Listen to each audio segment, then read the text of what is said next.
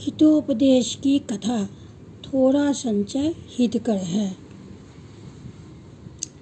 कर्तव्यः संचयो नित्य कर्तव्यो नाति संचयः। संचय करना उचित है पर अधिक संचय नहीं करना चाहिए। कल्याण नामक नगर में बहिरम नाम का शिकारी रहता था। एक दिन शिकार खेलने के लिए अपने हाथों में धनुष बाण लेकर वह वन की ओर निकल पड़ा। उसने वन में एक मृग को मारा और अपने कंधे पर रखकर चल दिया। मार्ग में उसने एक भयानक सूअर देखा। सूअर शिकारी की ओर बढ़ता चला आ रहा था।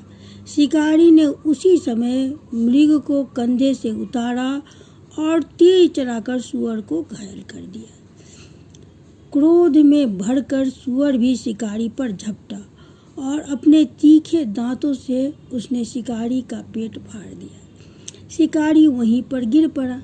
सूअर भी तीर लगने से कुछ देर तड़प कर मर गया। दोनों के इस युद्ध में पैरों के नीचे आकर एक सांप भी मर गया। थोड़ी देर बाद दीर्घरव नाम का एक गीदड़ भी उसी रास्ते से निकला। भूख से व्याकुल होकर वह इधर उधर भटक रहा था। मरे हुए 3 प्राणियों को एक साथ देखकर वह बहुत प्रसन्न हुआ। मन ही मन भाग्य की सराहना करते हुए विचार करने लगा, आज सौभाग्य से मुझे इतना अधिक आहार मिल गया। इस भोजन से अब मैं निश्चिंत होकर 3 मास तक निर्वाह कर सकूंगा। 1 मास तक तो यह मनुष्य का शरीर मेरा निर्वाह करेगा। हरिण और सूअर को खाकर मैं 2 मास तक आनंद से निर्वाह करूंगा। सर्प और धनुष की डोरी एक दिन के लिए पर्याप्त होंगे। यह विचार कर गीदड़ धनुष की डोरी को सबसे पहले खाने लगा। बार बार चबाने पर धनुष की डोरी टूट गई और धनुष की नोक सियार के तालू में को छेद कर बाहर निकल आई।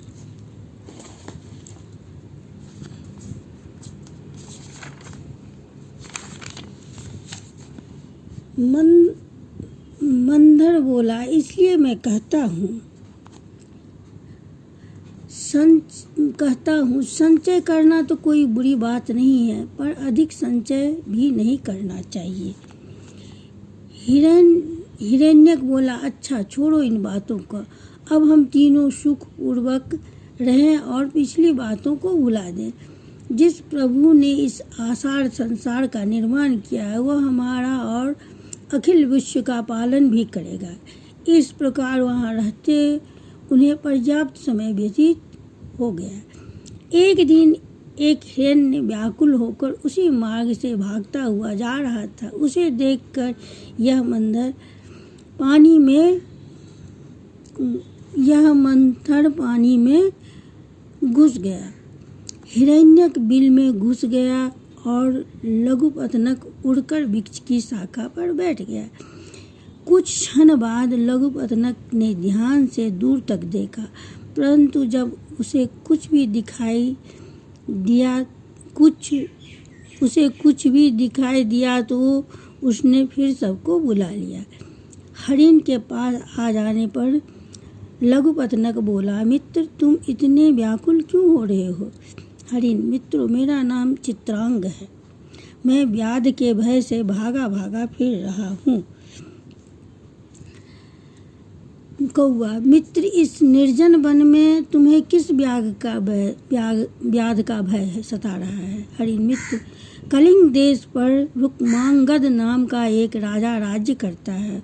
वह आजकल दिग्विजय करने के लिए देश देशांतरों में भ्रमण कर रहा है। मैंने व्याधों के मुख से अभी सुना है कल प्रातः काल वह इसी सरोवर के तट पर आकर अपना डेरा डालेगा। अतः हमें अभी से अपने बचाव का कोई न कोई उपाय अवश्य करना चाहिए। कछुआ बोला, भैया मैं तो किसी दूसरे तालाब में जाऊंगा। चूहा और कौवा बोले, यह ठीक है बात काटते हुए हरिण बोला, ठीक तो है, पर कछुए को दूसरे तालाब में ले जाना भी कोई आसान काम नहीं, बेचारे के प्राणों पर आ बनेगी। इसकी रक्षा तो तालाब में ही हो सकती है, स्थल में तो मरण अनिवार्य है। अतः कोई ऐसा उपाय करना चाहिए जिससे हम अपनी रक्षा कर सकें, क्योंकि उपायों के सहारे ही गीदड़ ने मदमस्त हाथी को भी दलदल में ले जाकर मार दिया। कौआ बोला, कैसे? हरिण ने कहा,